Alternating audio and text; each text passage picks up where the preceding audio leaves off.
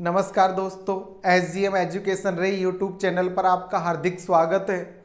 जैसा कि आपके फर्स्ट ग्रेड के फॉर्म भरने का कार्य भी जो आपके 5 मई से स्टार्ट हो गया है, तो आप सभी जो फर्स्ट ग्रेड की तैयारी कर रहे हैं वो बच्चे और भी उत्सुकता से और भी उत्साह से अपनी तैयारी को करें। और हम फर्स्ट ग्रेड, सेकंड ग्रेड और रीट भर्ती परीक्षा के लिए जो अपना स्पेशल बैच चल रहा था और जिसमें हमने काव्य शास्त्र का टॉपिक छंद और व्याकरण में हमारे संधि चल रही थी, तो काव्य शास्त्र का जो पहला टॉपिक हमने अलंकार लिया और अलंकार को हमने विस्तृत रूप से पढ़ा। उसके बाद हमारा अब दूसरा जो टॉपिक चल रहा है वो है छंद।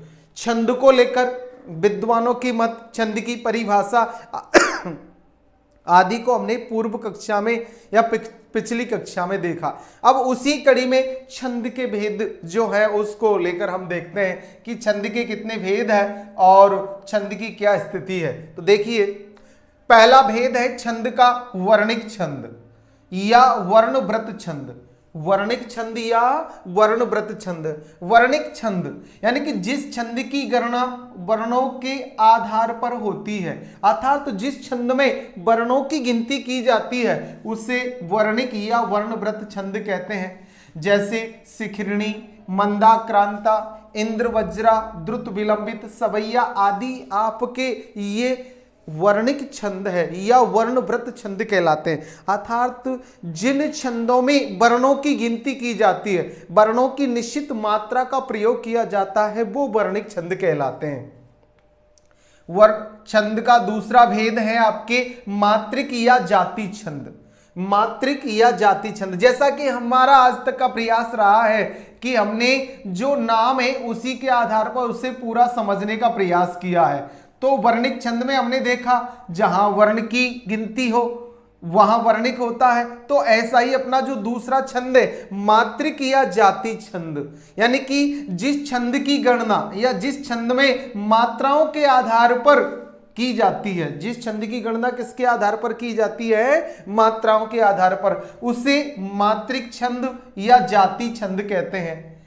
यानी कि जिस छंद में अर्थात जिस रचना में मात्राओं का विशेष ध्यान रखा जाता है, मात्राओं की निश्चित संख्या का प्रयोग किया जाता है, वो आपके मात्रिक छंद होता है। या साधारण भाषा में हम समझे कि जिस छंद में रचना में या काव्य में वर्णों की निश्चित मात्रा होती है या वर्णों के आधार पर उसे समझा जाता है, वो वर्णिक छंद होता है।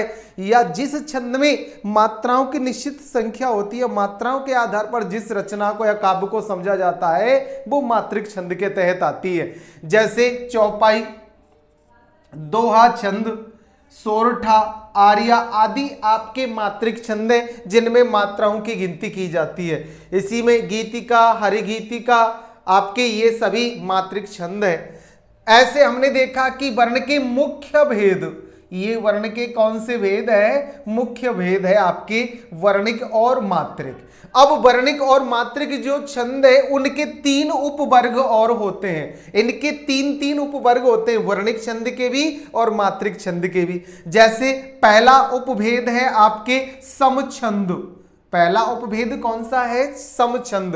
देखो नाम से ही पता, समछंद अर्थात जिस छंद के तहत, जिस रचना के तहत मात्रा या वर्ण उसके चरणों में समान हो, वो कौन सा हो जाएगा, समछंद। देखें, जिस छंद के चारों चरणों में, छंद के मुख्यतः 4 चरण होते हैं, तो जिस छंद के चारों चरणों में समान वर्ण या मात्रा यानी कि ये लक्षण प्राप्त होते हैं, वह कौन सा छंद कहलाता है, समछंद। अब उसे समवर्णिक छंद या सममात्रिक छंद दोनों के उपवर्ग है। ये पहला है समछंद, जिस छंद के चारों चरणों में समान मात्रा या समान वर्ण हो, वो कौन सा होगा, समवर्णिक या सममात्रिक। दूसरा उपवर्ग अर्ध समछंद।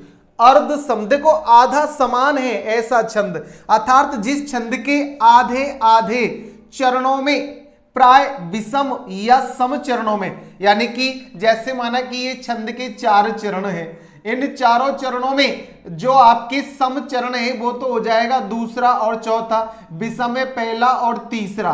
तो जिस छंद के आधे आधे चरणों में प्राय विषम चरण अर्थात पहले और तीसरे चरण में या सम चरण यानी दूसरे और चौथे चरण में समान वर्ण या समान मात्रा या ये लक्षण प्राप्त होते हैं वो अर्ध सम छंद कहलाता है। वो कौन सा छंद कहलाता है? अर्ध सम।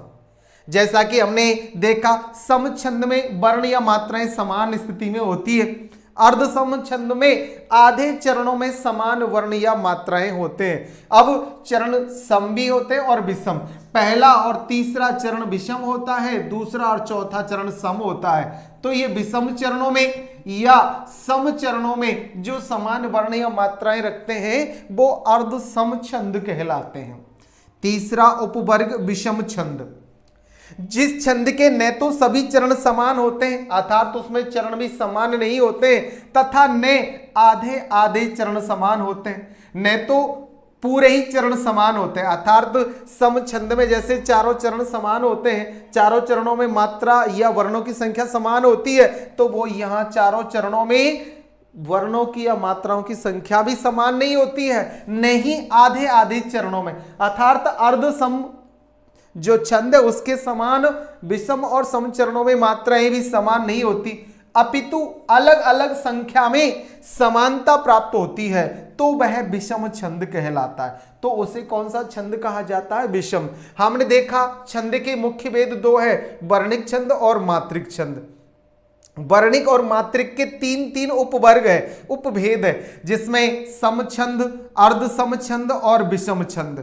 जिसमें चारों चरणों में समान मात्रा या वर्ण हो वो सम छंद होता है, जिसके विषम और सम चरणों में आधे आधे चरणों में समान वर्ण या मात्रा हो वो अर्ध सम छंद, और जिसके चारों चरणों में वर्ण या मात्राओं की समानता का कोई क्रम न हो वो विषम छंद कहलाता है। इस प्रकार हमने वर्ण के जो दो मुख्य भेद है वर्णिक और मात्रिक उनके उपवर्ग या उपभेदों को समझा। अब इसी कड़ी में जो सम छंद होता है जिसके चारों चरणों में समान वर्ण या मात्राएं होती है उसके भी दो उपभेद होते हैं, जैसे कि साधारण छंद और दंडक छंद। सम छंद के दो उपभेद है, साधारण छंद और दंडक छंद। यानी कि वर्णिक छंदों के अंतर्गत प्रत्येक चरण में 1 से 26 तक वर्ण संख्या वाले छंद या मात्रिक छंदों के अंतर्गत 1 से 32 मात्रा संख्या वाले छंद साधारण छंद कहलाते हैं।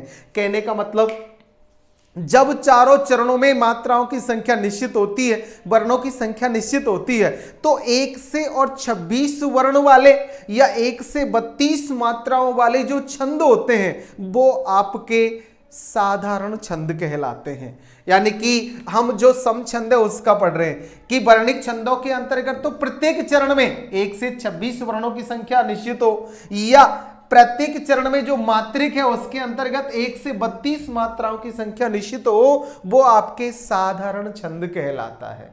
अब सम छंद का दूसरा उपभेद है दंडक छंद, अर्थात वर्णिक छंदों के अंतर्गत प्रत्येक चरण में 26 से अधिक वर्ण संख्या वाले और मात्रिक छंदों के अंतर्गत प्रत्येक चरण में 32 से अधिक मात्रा संख्या वाले जो छंद है वो दंडक छंद कहलाते हैं।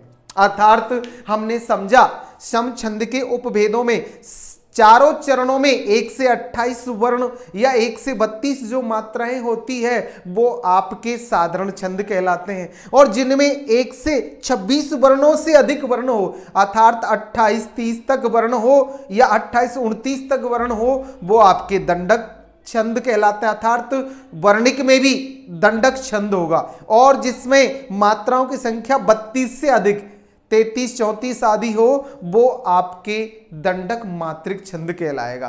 तो इस प्रकार हमने देखा कि सम छंद के भी दो उपवर्ग दो उपभेद है, साधारण छंद और दंडक छंद। इसी क्रम में अब छंद का ये तो मुख्य भेद थे वर्णिक और मात्रिक, इसके दो अन्य और भेद होते हैं जिसमें आपके उभय छंद और चौथा है मुक्त या स्वच्छंद छंद। यानी कि उभय छंद नाम से समझने का प्रयास, यहां वर्णों की मात्रा का ध्यान रखा जाता है, यहां मात्राओं की, लेकिन उभय छंद ऐसा छंद होता है जिसमें वर्ण और मात्रा दोनों का ही निश्चित ध्यान रखा जाता है। जिसमें वर्ण और मात्राओं का निश्चित ध्यान रखा जाए वो कौन सा छंद कहलाता है? उभय। उभय छंद में मात्राओं तथा वर्णों दोनों की ही संख्या निश्चित व नियमित होती है। उभय उभय यानी दोनों का समान मात्राएं या समान वर्ण हो वो उभय छंद कहलाता है। जैसे उदाहरण है आपका, ऊपर को जल सूख सूख कर उड़ जाता है, सर्दी में सकुचाए जलद पदवी पाता है। जो जल है अपना, जैसे ही गर्मी आती है तो वो सूख सूख कर बाष्प बनकर उड़ जाता है, और जैसे ही सर्दी आती है तो वो बर्फ बन जाता है या ओस की बूंदों में नीचे आ जाता है। पिघलावे रवि ताप धरातल पर गिरता है, जैसे ही वो जमे हुए जल को सूर्य का प्रकाश पिघला देता है तो पृथ्वी पर वो बरसात के रूप में बरसने लगता है। बार बार इस भांति सदा हिरता फिरता है। ऐसे ही इसी क्रम में बार बार वो जल है वो पृथ्वी पर आता है, फिर वो बाष्प बनकर उड़ जाता है, फिर सर्दी में जम जाता है, फिर बरसात के मौसम में बरस जाता है। इस क्रम से वो चलता फिरता रहता है। तो ये उभय छंद है, इसमें निश्चित तो आपके वर्ण हैं और निश्चित ही क्या है? मात्रा।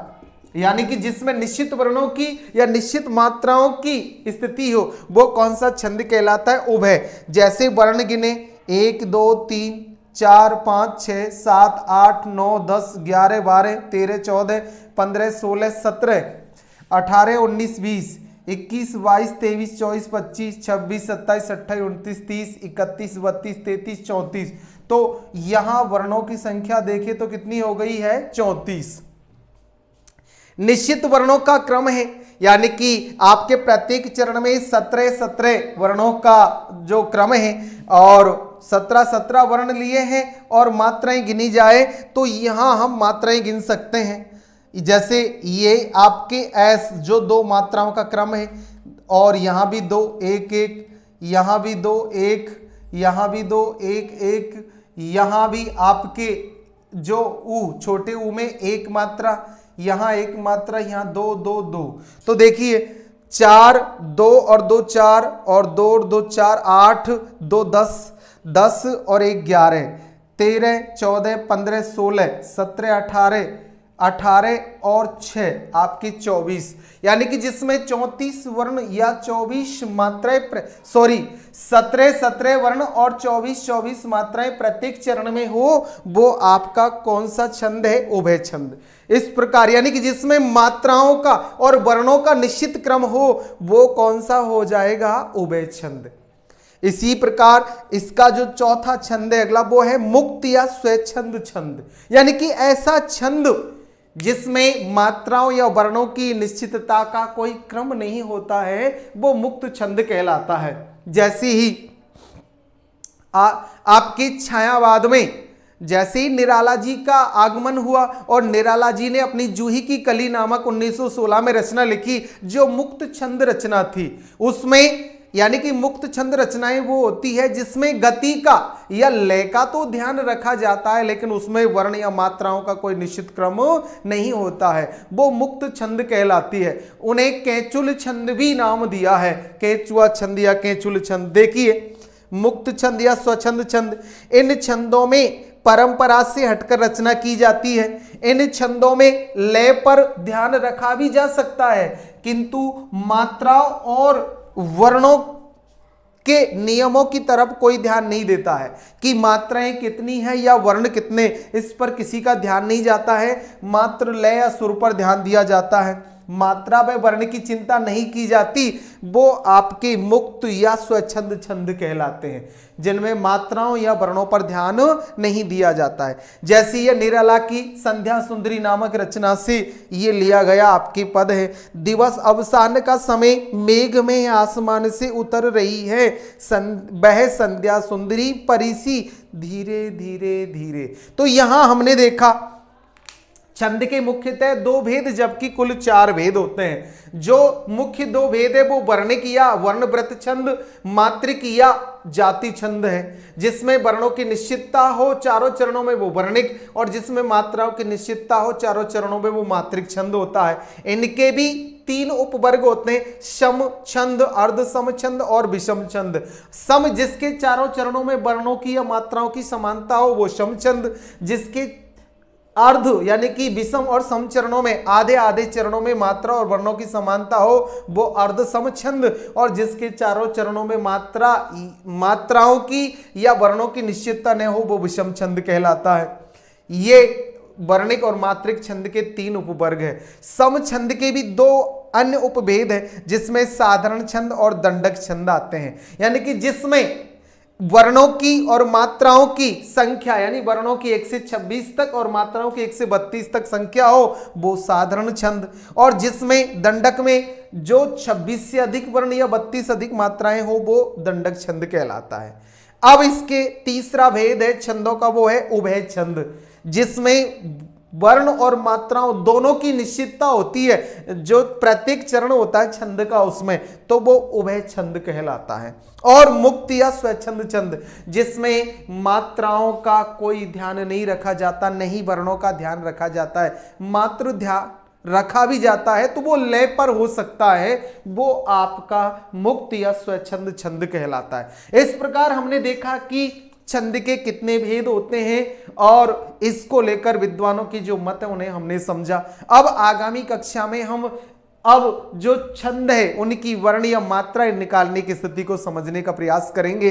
आप जो भी कुछ अब तक पढ़ा है छंद टॉपिक से या अलंकार टॉपिक से, कोई भी समस्या है तो कमेंट से बताएं और उसका समाधान पाएं। अपने मित्रों को शेयर जरूर करें, सब लाइक करें और सब्सक्राइब करें। अच्छा पढ़े, आगे बढ़े। धन्यवाद।